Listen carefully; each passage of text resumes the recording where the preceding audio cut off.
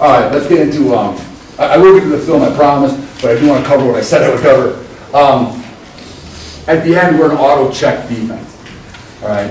And I think, again, you're going to say, yeah, Clay, everyone's an auto check defense, and I get that completely. Let me just show you how we do it, maybe you can take something from it, all right? I wasn't an auto check defense for a long time. We'd have a couple of checks, right? Like, how do you line up the trips? Okay, we would do that. Those kind of like little small things that were kind of etched in stone. We went all in on it this year. Primarily, and Coach, you mentioned it, we didn't have a ton of time we needed to get our kids lined up.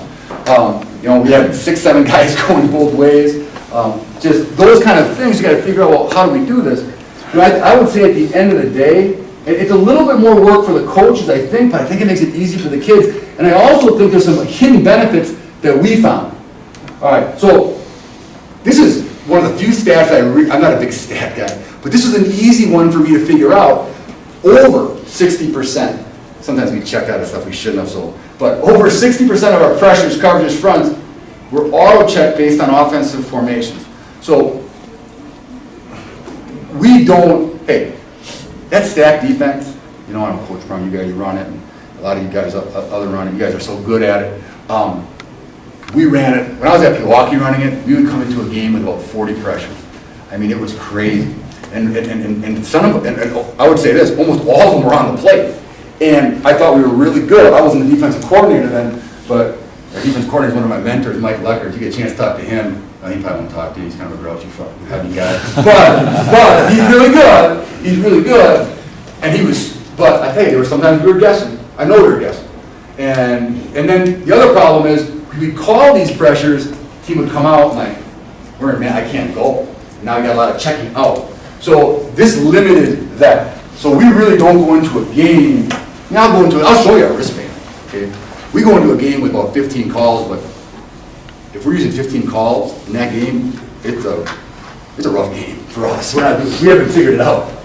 So why do we do it, right? One, it keeps out of bad calls, especially in the heat of the moment, right? Where, God dang it, big chunk play given up. I've gotten better. That was one of the things when I came back head coaching, not being such a lunatic, but once in a while, I don't think I threw my headset, maybe once. But, hey, coach, we practice this all week. I'm just going to give them, I just show them, hey, here's one. You call on the field. So it keeps us out of those bad calls. We practice the game over and over and over and over again. And if they come out with something different, that's fine. John Sterner, I don't know if you guys, I know him, John Sterner's a friend of mine, coached with me. He said, say this, if they come out and run a bunch of stuff that you haven't seen, they're probably not very good at it. So let's take away what they do best, and that's why we do this. At least we try to take away what they do best. I like this part. We don't have to check out of a lot of things, right? So they're not getting a call from me and then looking around and then, oh, wait a second, cool, we got to check out of this now. We're checking into things. So we're going to line up, we're going to look at the formation, we're going to set our front. Sometimes there's an automatic pressure involved, sometimes there's a coverage involved. Now there's some work obviously that has to be done for it. This is the big one. It makes us communicate. And again, like I said before, maybe I'm the only coach in this room that has a hard time getting kids to talk to each other on the football field. And I think it's really simple, but I don't think it does us a lot of good to say, well, it's just kids. We can go around blaming the internet, I guess. I don't think it's going anywhere. So, here's where I made mistakes, okay? Like, I'd stand back there and I would yell at kids and say, hey, talk, communicate. I don't know what that means to a kid. Did I really tell that kid exactly what I wanted him to say, right? Or maybe I've told him a couple of things to say. So now I know what he does? He says something like, watch the run, okay? Or we're gonna go play Reedsburg, and hey, talk, watch the option.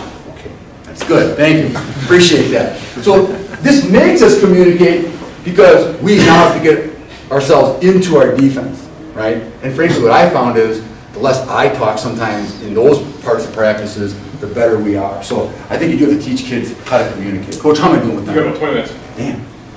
Sorry, 20, almost 30. Okay. this is another big one. Limits the player's menu on what can happen to them. This is where I think the coaches have to do their diligence, right? Like, if we just line up in our stack all the time, right, which, hey, I'll say this, if you got a bunch of all-state dudes and you're loaded up, maybe you do less, I would imagine, right? But I just think that if I can put a kid, so if we auto-check versus that H-back, he knows, hey, I got an H-back, and when I get this front, I know exactly what I'm doing every time. It lets him think less. So, like, you know, the more kids have to think, the slower their feet get. So we had a couple of kids that, frankly, if I brought them in here, they could compete a little bit, and it's a credit to them, certainly not to anything we did, but we just gave them a thing to do that was sound, right? There's a couple of issues with all this too, but allows coaches and players to really focus on a pre-snap picture. You want to talk to Coach Brown, or about Coach Brown, does such an amazing job over at Franklin, and his whole staff does. This is so good. We played Wanakee this year, and they are fast. Like they're snapping the ball before it seems like the last play was even over. Now we can auto check it. You don't got to look at kids. Don't got to look at their wristbands at all, right? They're going to go on different formations. Okay, fine, and away we go. So it helps versus your tempo teams, your multiple formation teams, all those things. It allows you to organize your practice. All right, I'm going to kind of fly through this because I want to get the other stuff. Here, I'm going to skip this one. You guys got it. Here's what a wristband looks like. So here's how this works when I'm going to film. So we have two fronts that we normally run. Okay. If we want to auto check, that's on you as a defensive coordinator. You got the right personality, right? Which I screwed that up too. All right. I'll just put one finger in the air. That means that we're in our stack. That means if they come out in anything, we're playing our stack defense and we're playing red coverage behind. All right. Unless this is just an example of one. Well, if they come out in doubles, we don't like cover 3, right?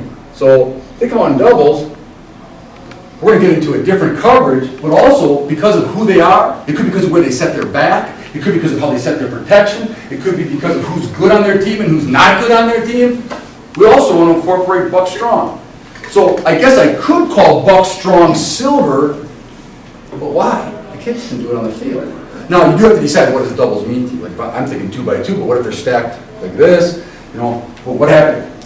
What, is that a wing or is that? You got to figure that out, right? And then you'll have to make a decision. So if we get wing doubles, okay, and this is an actual play, this is an actual wristband. We didn't like. We wanted to blitz the other way, right? When we got wing doubles, so we get tripped. So you can see what I'm talking about, right? So the kids just get lined up. But here's the thing that you got to make sure. Here's the thing that we got to make sure of is that what if they come out in something else, right? What if they come out in, because they're going to have a few off formations, right? That just don't match. Then you better make sure your defense is good, like is solid against any other formations that they come up with. Same thing, if we bring our 3-4 in, our base fronts 3-4, our coverage is our black coverage. But if they come out in doubles, so look, if they come out in doubles in stack, we're running this. If they come out in doubles in 3-4, we're in something different because it fits better. Do the kids have to know? You know, the kids don't even have to know who's on the field because all they have to look is what? You see, look at the number, right? So they don't got to think, are we in our nickel? Are we in our, no, just, we're 2, all right? 2. Yeah, they're in trips. Okay, we know where we have to go. Now, I think I have to send the sheet. You guys know the issue with this. And a lot of really good football coaches in here.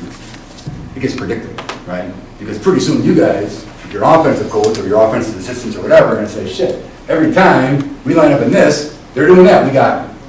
So I think this is where it might even become more difficult. Here's kind of our menu of other pressures. We have to make sure of one thing, that all of our pressures work in all of our fronts. So we better be able to run double buck, pinch black out of stack and out of our 3-4. There's a couple of ones we can't, and then I'll put them on the wristband. So like right here. Okay, so we can't run switch black.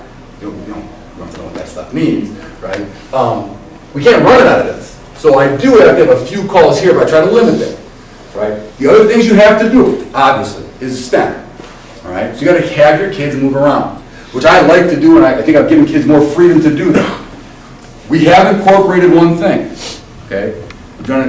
We've shown kids, or we've called STEMs. So like, for example, if we want to run an auto check, I'll say this: line up in 5. Well, let me take it back. I'll show you exactly how we do it. Okay. The first number is what we're in. So if we screw it up, at least we're in our defense. We're going to be in some auto check coverage. But show 5. So let's line. No matter what they come out and line up and show buck weak red. You guys know. We got an idea what the cadence is now. All right. Make sure on a kick it call, we've used that for a long time. Our Mike will call it, kick it, then we'll jump into whatever it is we have to jump into. So I think if you change things up, if you are willing to stem, and if you're willing to show some stuff and go back, and sometimes we'll do this. Let's say we want to bring everybody. 13, show what we've been in the whole time. And let's back out of it and then whatever you want to run. So there's some things I think have to happen to make that effective.